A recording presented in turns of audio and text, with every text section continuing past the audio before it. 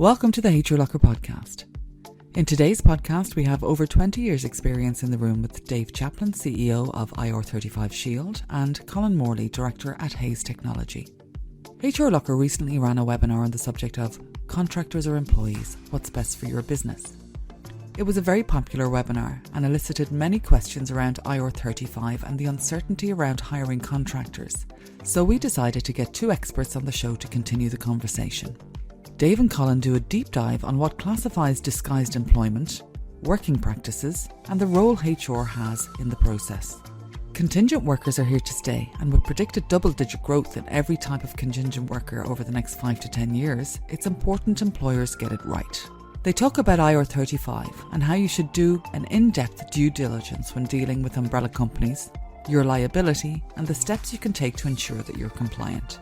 This is a comprehensive podcast that will alleviate any misconceptions around hiring contractors. If you are considering hiring contractors or already have contractors, this podcast is an absolute must. We hope you enjoy it. My name is Christelle Rinn, and for those of you who don't know me, I'm the CMO here at HRLocker. Today's podcast has come out of a recent webinar that we ran on contractors versus employees, what's right for your business. And we got so many questions afterwards from the attendees that I wanted to get some people on the podcast who were experts in the subject of contractors and IR35 and what it means for your business. And I think I found two great people who'll be able to talk us through the subject. So I have Colin and Dave with us here today. So we're delighted to have you here today with us. Colin, if you could give us a brief intro. Thank you. Yeah, my name's Colin Morley. I'm a director at Hayes. I've been in recruitment for over 22 years, and so IR35 has been a part of almost all of my working life. My role essentially is to help organisations put in robust, repeatable, and sort of auditable processes around their contingent workers. And the sort of main purpose of the sort of Dave and I today is trying to demystify the IR35 legislation and other legislation that surrounds contingent workers. Thanks a million, Colin. So, Dave, over to you. Sure. I'm Dave Chaplin. I'm the CEO of Contractor Calculator and also the founder of tax compliance firm IR35Shield. And we help clients and agencies and contractors to remain compliant with both the historic intermediaries legislation and the more recent off-payroll legislation. I've written a couple of books about IR35. I consult with Treasury and government on IR35, and I also assist with IR35 tax tribunals. It's fair to say that I'm rather an IR35 addict, having been in the space for 20 years. I think a self-professed IR35 nerd. Exactly that. Yeah. So I suppose, Colin, I'm glad you used the word demystify, because I think that is the key to what we found after we ran the webinar, was that people had so many questions about what did the Uber ruling mean for them? They saw it in the paper. What is IR35? People seem to be really terrified of what does it mean to them now that they have all these contractors? Are they in IR35? Are they not in IR35? How do you figure it out? But I suppose if we start at the very beginning of the journey, is what exactly is this idea of hidden employment, and why is it really just become so prevalent at the moment? In both the UK, I suppose, and the rest of Europe, but specifically the UK.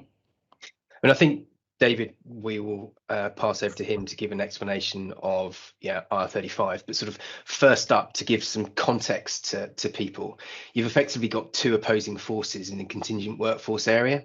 You've got the gig economy, where people are engaged normally on sort of lower paid roles. We've got sort of nearly 3 million people in the UK working that way.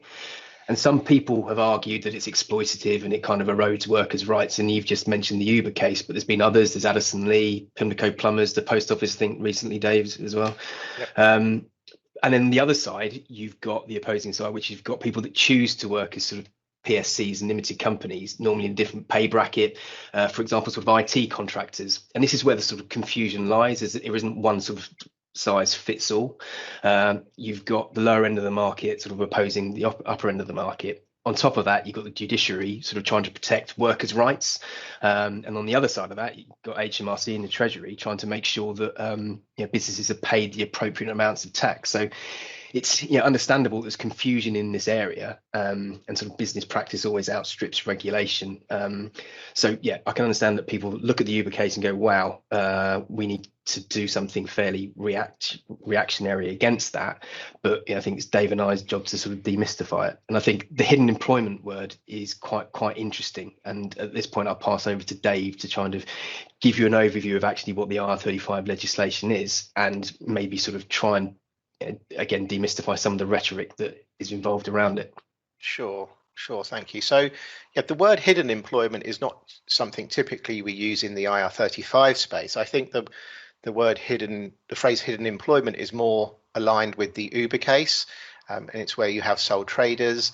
It's where there is false self-employment. It's where there is a subordinate relationship. It's where employers are trying to circumvent their rights and create artificial type models of working when really people should be employees. And that's not the world we deal with in IR35. And the Uber case shouldn't give any companies cause for concern around matters of tax and IR35, because they're in different areas of law. And the Uber case won't have any bearing on IR35 and off payroll, other than really if you're trying to use artifice and sham contracts to avoid paying the correct amount of tax, then yes, those cases would help. But it's mainly based off a case that's been around since 2008 anyway, called AutoCleanse. So with regards to Uber, clients just need to worry about, if they're hiring sole traders, should they really be hiring someone who's an employee? Don't try to circumvent rights with people when really you should be giving them rights. Those days are over. With IR35, Uber doesn't really come into play. There are different rules about how you then apply the case law to a tax case. In Uber, we have the statutory backdrop from which to judge whether the status is right, but there is no such backdrop in tax cases. You would think that the backdrop should be against, has someone actually avoided paying tax? But that's not actually a test that's used in courts. It's just, is that relationship one of employment when you take away the personal service company? I'm really glad you touched on that, Dave, because I think one of the confusion around this, what's in the paper at the moment, is Uber ruling, how that's going to affect me, and where people that were coming to speak to us were kind of those tech startup companies, software companies, who, exactly like you alluded to, they're not hiring sole traders, they're contractors, they're getting paid really well.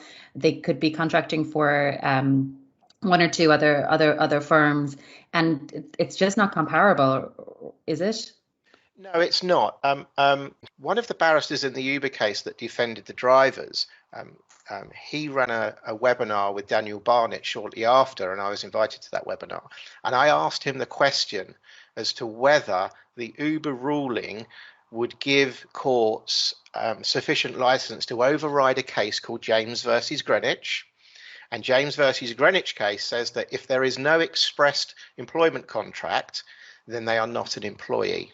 Okay, and that was important in the Uber case, but it's very much important in IR35 cases. If you're with a limited company, there is no expressed employment contract between you and the end client. Now, the barrister there at the time, I mean, this was the day later, he said that there could be scope maybe for setting aside or overriding James versus Greenwich, but in the aftermath of it, the commentary really is that when someone's working via a limited company, you're not going to be able to circumvent that and then start giving people rights. Yeah. If the contracts are complete shams and someone has been forced to use a limited company, they really should be employed. There's a sham contract, there's artifice, there's subordination, there's an imbalance of bargaining power. All of those ingredients would need to be in place for someone to obtain rights. But typically in the world we work in, you've got highly paid contractors, you've got contracts that have been negotiated, everybody's entered into them in good faith. There's no room there for somebody to suddenly say, I'm an employee. Dave, I mean, would you say that all these cases which are in the press, so Uber, Pimlico Plumbers, Post Office, etc., plus then the backdrop of all the press around the BBC cases and the high profile cases that happened there, Yep. would you say that that's a bit of a driver for businesses, taking these reactionary decisions because they see it in the press, their chief exec can read it, whoever it might be, the board are reading it, and they're really worried about it? Absolutely. And I don't think it's, and I don't want to sound like a conspiracy theorist, but I don't think it's by chance that some of these cases came to light before the off-payroll reforms came in. And lots of the reporting around it is to produce a behavioural effect to scare firms into thinking, oh dear, this is such a massive, scary thing, this off-payroll. As Colin says, it uses a good phrase, they're scared of the dark, they're scared of the uncertainty. And actually, when you look at it, it's not, the bogeyman isn't really there. It's not that scary. It's perfectly manageable. You can hire people on an outside IR35 basis, the phrases that we use. And if all parties have entered into that arrangement in good faith, there's no artifice, there's no subordination. Again, the case law factors would need to align. You're not actually hiring an employee via a PSC. It's sort of project-based working. It's very difficult for me to see, having running cases in tribunals, where HMRC will have any room to say that you are actually a disguised employee, because typically they win cases where, well, the person is a disguised employee and the client gives them all the information that sort of indicates that. But if they can't get any evidence that demonstrates that, and they won't be able to, they've got nowhere to go. So firms are safe if they do things correctly. So just on the Uber cases, if we sort of draw a line between the gig economy and actually people who want to engage high level PSC contractors, for example, as you said, IT startups, etc. Disguised employment, for a high level IT contractor, what's the definition of disguised employment in that scenario? I mean, if we're looking at IT contractors, which is the industry I've been in for 20 years, then there are some key pointers to someone clearly being a disguised employee, as opposed to, say, in the media sector, which is a very difficult sector at the moment to try and work things out. And it's in flux, really, with all the things going through the courts. But for IT, a disguised employee is someone who is coming into work every week for a guaranteed number of hours. You've said to them, make yourself available for that many hours. The worker has said, I guarantee to make myself available. They're going to get paid whether they do any work or not. That's what employment is about. That's the work wage bargain. That's the security of employment. So you're selling your services as a disguised employee or an employee. You're selling your time and your skills for money, guaranteed money. Now, an employer is actually obliged by law to give you work to do, but even if they don't, they have to pay you. And then typically, as you are the, it's quite an antiquated phrase, but a master-servant relationship is the one we refer to for an employment relationship. It's, what would you like me to do, master, today, isn't it? And okay, Mr. Servant, I would like you to do this, this, and this, and now you're working on this, and oh, I know you don't like that, but you're the employee and you've signed up for this and you have to do that because that's what you've agreed to. Whereas for a classic contractor, it's entirely different. There's been a negotiation before anything started. You only get paid for work done. It's absolutely essential. You don't get paid for your time if you haven't done any work. And you can't be really told what to do and redirected and redeployed about to do other things wholesale. You have the right to refuse that. So you've agreed what you're going to do up front, a scope of work, a scope of services, and that's all that you do. It's project-based working. It's people understand this, but when they hire someone to come and fix their boiler, it's not a difficult concept, but there's just lots of there's lots of firms that just don't quite understand this.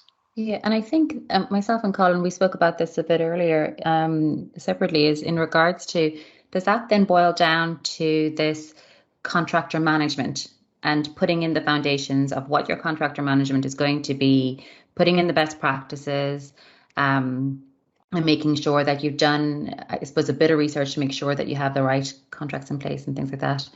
So yes, great that if it's working well, but what does bad look like? I suppose if you want to talk about what does great contractor management, but what does bad contractor management look as well? Colin, do you want to have a go? I mean, I can certainly say how people fail miserably in the tax tribunals. What does bad look like? Bad looks like I'll tell you the worst one we found over the last couple of years. We found someone who was working in a large blue chip company, had been there as a contractor for 16 years, and was head of legal.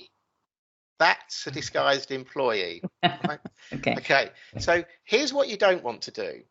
I mean, it's sort of what you don't want to do and what you do want to do. It's quite binary, some of this stuff.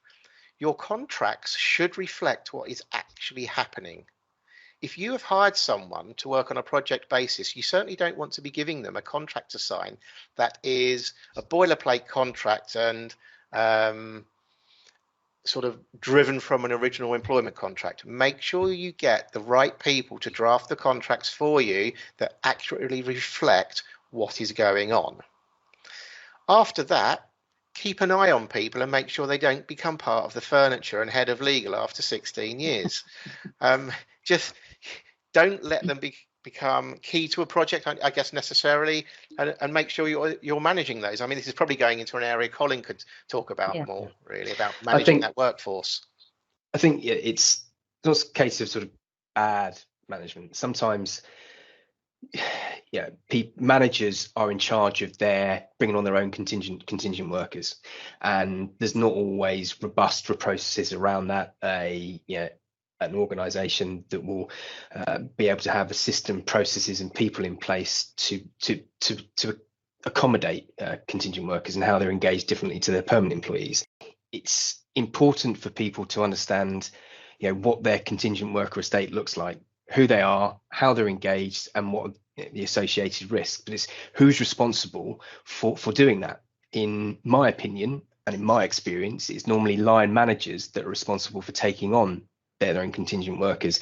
There's not always processes, systems, and a person responsible for looking at these contingent worker engagements. Now, as we've moved from Chapter 8 to Chapter 10, people have been forced to look at this. And again, in my opinion, it's HR that have been asked to own this process, with people like risk and people like tax feeding into it. And again, this has fueled something we talked about at the minute. People are being scared of the dark because people are looking at everything in the press and deciding we're just going to be reactionary. Now, whether you are looking at a business model where you're going to say, we're not going to use PSCs anymore, we're going to just have permanent and we're just going to have PAYE, that's absolutely fine as a business model.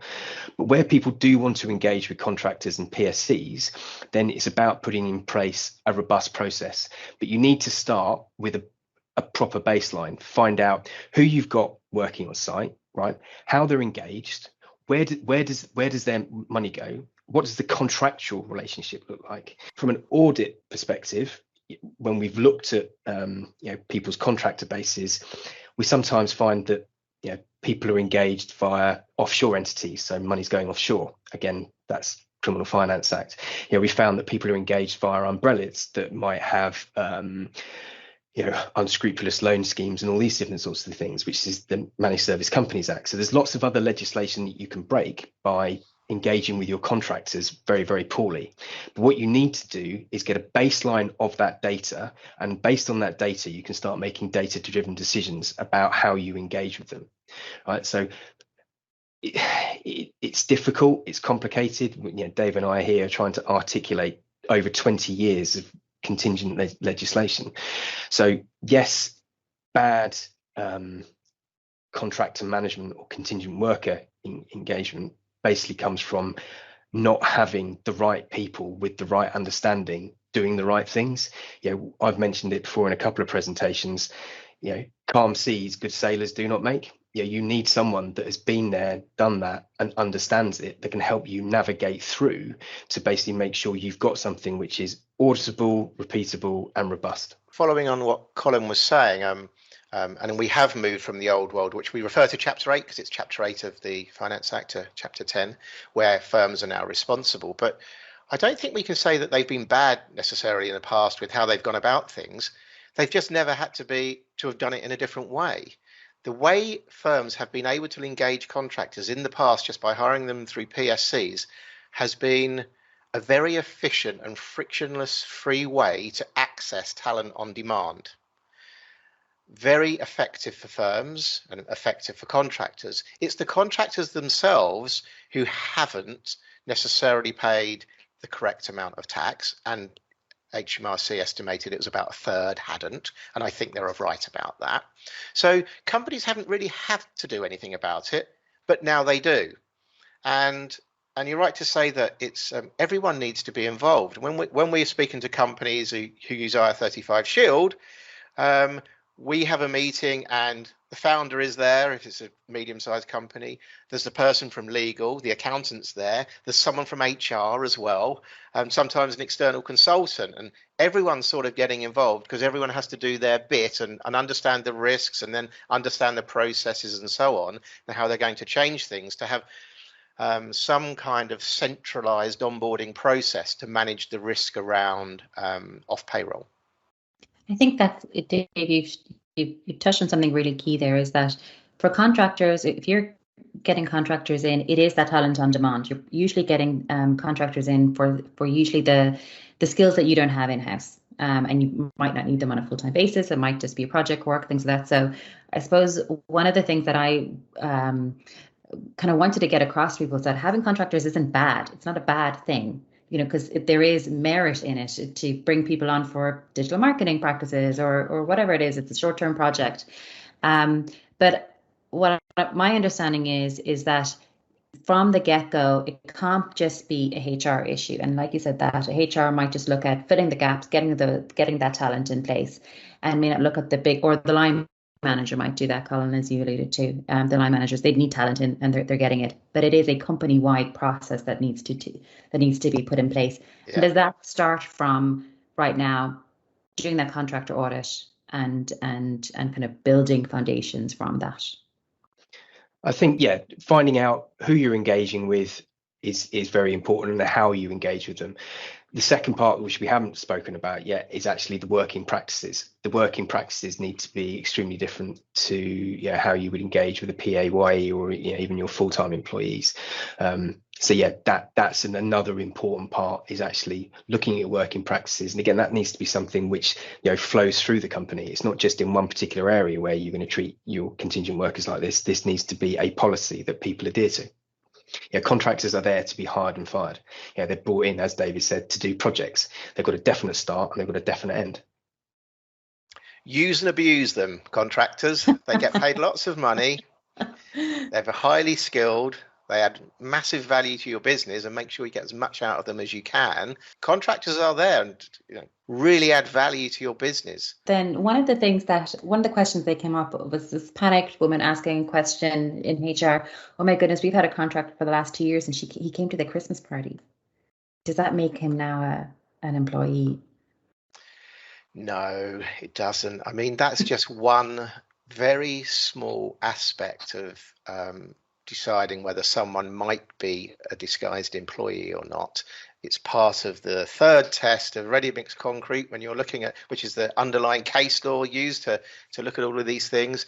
I have never, in any of the tax tribunal decisions, ever seen the word Christmas party or functions and things. It just doesn't really come up. It's not going to get argued.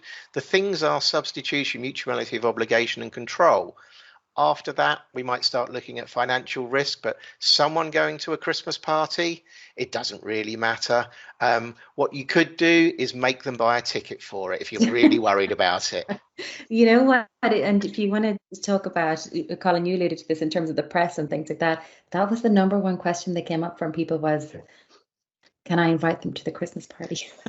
I mean, there's lots of these urban myths which have sort of grown up, but Dave's just focused on actually the key decision points within making it, and it's how people make those decisions. And there's different tools. Obviously Dave's got one. We've got CEST, which we probably won't speak about on this unless Dave wants to, as a determination tool whether somebody is inside or outside R35. But if we roll back a stage, and actually Dave alluded to this earlier, and potentially look at some of the data points to actually then give people some sort of confidence to say, yes, all this stuff is happening in the press, but actually let's look at the data, because the data can inform us of actually the reality of the situation. Now, some of your readership might have heard of the staffing industry analyst, been around for over 20 years, and their role is literally to produce reports on industry trends. And they do a contingent buyers workers survey, every year. Now, obviously, that's been slowed down by COVID, but in their data, they're basically seeing that there's going to be double-digit growth in every type of contingent worker over the next 5 to 10 years. Right, so contingent workers are here to stay, and they're going to be a bigger part of our future than they are now. So that's sort of a global backdrop on that. The Office of National Statistics have shown that in 2000, our contingent worker across the UK and Ireland was 3.3 million, and they're predicting come 2020, that's going to go above 5 million plus. So again, more data showing that IR35 is not going to be the contingent worker killer. And then Dave said earlier, there is a fact sheet which is on HMRC's website, which again is based on data, where they're saying that they estimate that 2/3 of people working through a company are generally self-employed and not affected by these rules in the private sector. Another data point. Over the last 10, 12 years, it's sort of 80% of people that have been brought to the courts where HMRC are challenging the determination, they've won. Right, so HMRC have lost circa 80% of those cases. So you've got a contractor base of 100. Okay, HMRC is saying we estimate that 66% are outside, whereas the case law estimates that up to 80% could be outside. Now that's data, right? Not hearsay, not stuff in the press. Okay, that's data, and that should give you confidence to actually say, if I put a robust process in place with a good determination tool, with the right people around it, I can generally take on people outside IR35. And I think that's the message that I'd like to get across. Yeah, absolutely. There really shouldn't be any fear about hiring genuinely outside IR35 contractors. It can be entirely managed. In terms of the data and the historic data and what's happening to the self-employed and contractor workforce, it is growing, and that's why we have the off-payroll legislation. It said it in the consultations in the very early days, going back almost 6 years now, that the reason they want to bring this in is because they consider the growth of the gig economy and the growth in self-employment as a threat to the Treasury. That's why it's coming in, because when you consider the cost of hiring an employee and the cost of hiring a self-employed contractor or someone for a PSC or even a sole trader, I'm drawing a picture of a cake here. I know we're on a podcast, but the size of the slice of that total cost that government gets, which the OECD refer to as the payment wedge, the percentage of that is much bigger for an employee compared to a contractor. Now, a contractor who's working via their own PSC, the amount of tax they personally pay from what they've received is quite similar now to employment, particularly as you start going into sort of 500-600 a day. The elephant in the room, as it was called and as I was quoted in Matthew Taylor's report, is all about employers' national insurance, 13.8%, and it's the £60 billion elephant in the room. That's what they're worried about. Now, I personally think that they shouldn't be worried about that, because as you move up the rate scale, you don't pay contractors the same amount as you're paying employees. You're paying them more money. So government, the Treasury, are getting a smaller slice of a much bigger pie. They just want more pie. That's what they're after. But when at the lower end of the market, we do have these problems where there is false self-employment. So those rates and costs do start to equal out, and they are losing money.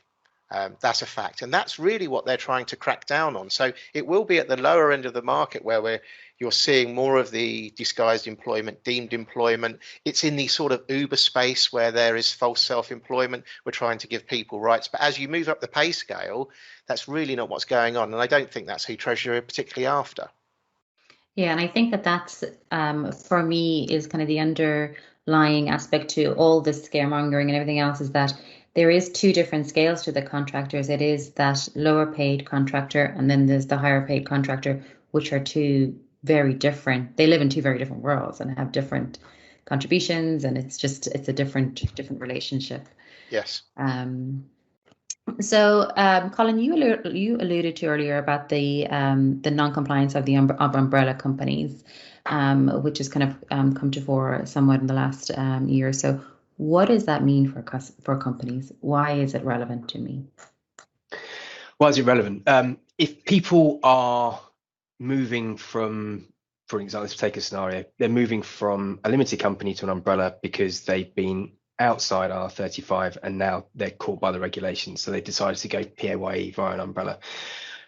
There's a lot of umbrella companies, and there's been quite a bit in the press about them at the moment, where there's directors in the Philippines, and the reason why that is because we don't have an extradition treaty with the Philippines.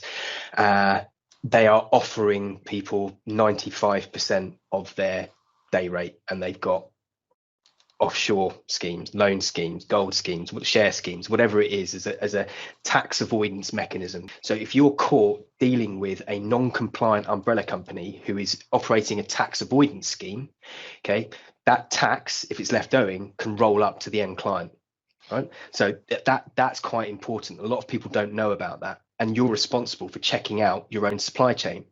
Now, there is help at hand. There's the FCSA, there's Professional Passport, which Crawford operates, and APSCO also give a rubber stamp onto umbrella companies. And it's really, really important that if you are engaging with umbrella companies, that you go through that due diligence, because that is a big headache. R35 is a headache, but that is a debt transfer that could roll up to the client very, very quickly.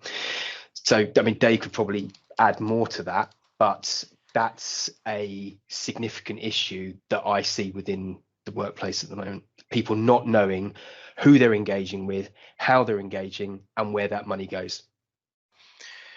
Yes, I mean, there's been all sorts in the news recently. The focus has been on the mini umbrellas. This is essentially where the umbrella company then creates sort of another umbrella company, or the provider creates an umbrella company that ends up with the director in the Philippines. It's just one company, and they leverage that free £4,000 tax allowance for employers NI, which should be going to the Treasury. And I mean, it's around about £1 billion that the Treasury aren't getting because of almost 50,000 of these that were being created over the last 4 years.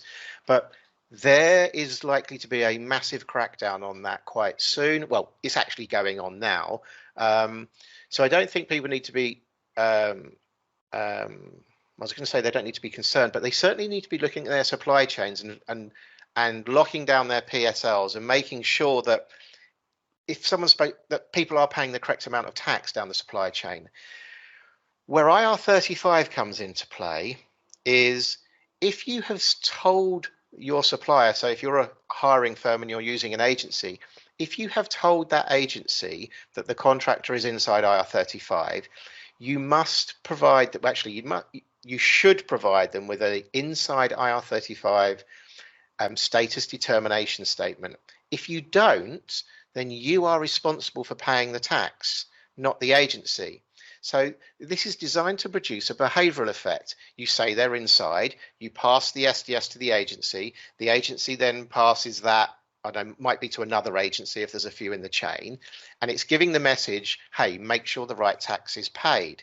Now, if the incorrect amount of tax is paid, that with debt transfer, that can come all the way back up the chain. Now, there are stringent rules about that. They can't just willy-nilly say, well, they didn't pay it, so you have to. There are protections in place. So if everyone's done the right thing, or maybe an agency just goes bankrupt or something, and they have been acting in good faith, that's okay. But if there's something really dodgy happening down the bottom of the supply chain, the incorrect amount of tax hasn't been paid, Chapter 10 comes into play, and suddenly the end client is stuck with the tax risk because it's come back. I mean, agencies won't necessarily like me for saying this, but the way to get rid of your tax risk is to give the agency an inside SDS determination for every single contractor you hire, if they're not outside, because then you've given them and essentially handed them that tax risk. And then it's down to the agency, and this is an unfair part of the legislation, really. They hold that tax risk. But then the agency, if the agency is responsible, they will be doing their due diligence on any umbrella companies in their supply chain. They'll be making sure the right amount of tax is paid. There's no holiday pay withheld, which has been an issue recently. And basically the money is going where it should go. I mean, one place Colin mentioned, you've got the Freelancer Contractors Services Association, you've got Professional Passport. So they sort of do these checks up front on these companies. But in addition to that, there needs to be some sort of due diligence on an ongoing basis to make sure things have actually been done the way that they said it would all be done. And with some sort of spot checks and things, that should be enough to tick the box for having done the due diligence. But does this just then come back down to what we spoke about, is getting that contractor audit in place, making sure you have the foundations, making sure you know where people are coming from. Contractor is not a bad thing, but bad if you're doing it wrong. If you've got the right, if you know where people are coming from, you know what agencies you're engaged with, you're 90% okay. If you're ticking all the boxes, right? If you're ticking all the boxes, you should be fine. I mean, I don't want to sort of pour scorn on bad umbrella companies or agencies, because contractors are also a bit guilty about this as well. There are groups of them that will actively seek out tax avoidance schemes, and they will all want to be with a certain umbrella company, and then that umbrella company might offer a large incentive to an agency to then put workers their way and turn a blind eye. And that's something you need to be a bit alive to if you're a hiring firm, because those sort of too good to be true type things going on don't make sense. So suddenly you see lots of your workers all moving over to another umbrella company, and there's no real reason for them to keep shifting around. Something might not be quite right.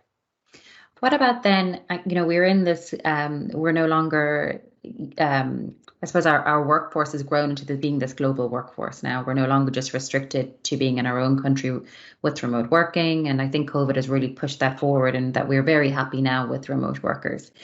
If you're in the UK and you're getting contractors who are based within Europe or outside or further afield, do they fall into IR35?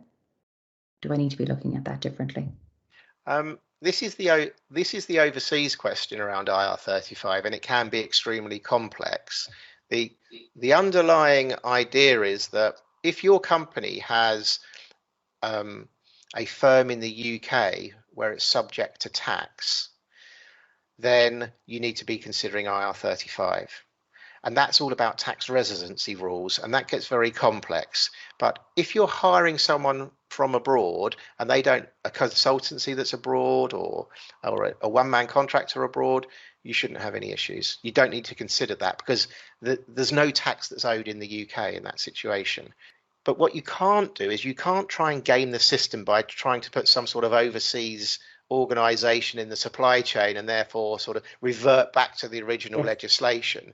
It doesn't work like that. So it does get complex. Yeah. So all of a sudden, all my UK people are actually gone through this German company and that's not going to work for me. Yeah, it's not going to work.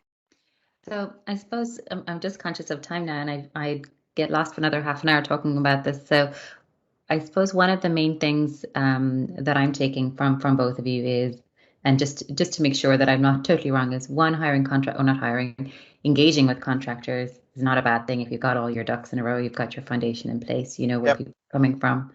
And in regards to hidden employment, if you have a CFO for the last 6 years who's on a contract, who's a contractor, maybe not a good idea. You need to be looking at your long-term perm tractors, I tend to call those ones that have become part of the furniture. Perhaps they're the fire warden for their department. Those types of things, they need to be looked at, because that's ripe for being hit really by HMRC. They wouldn't be too impressed, and I don't really think you'd have a very strong defence at all. I wouldn't want to try and defend that one. Even if they weren't coming to the Christmas party. Yeah, even if they didn't go to the Christmas party. Well, they've been there 6 years. They probably wouldn't go now, would they? They've been to the other 5. What do you think, Colin? What would your kind of last? Yeah, I mean, definitely. I mean, COVID has changed the world, but if we rewind back a few months, probably people might remember Brexit. And in times of sort of political and economic uncertainty, the need for contingent workers has always grown.